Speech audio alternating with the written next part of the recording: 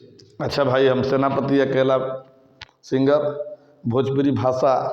के जितना भाई बंधु सुने वाला बालो, माता बहन सुने वाला बालो, सबके ये से गोड़ छू के नमस्कार करतनी। आ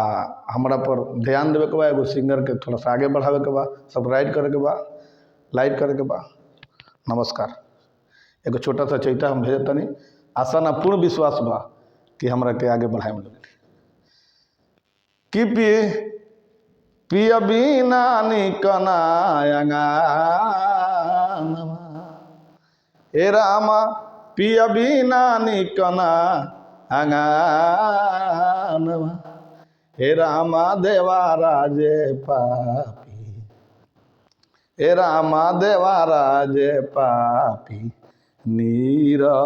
खेला जो बनावा,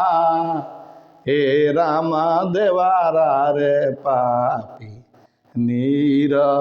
खेला जो बनावा, हे रामा देवारा रे पापी, हे रामा पिया बिना निकना अंगनवा, राम पिया बिना निकना अंगनवा, हे रामा देवारा रे पापी, नीर खेला जो बनावा,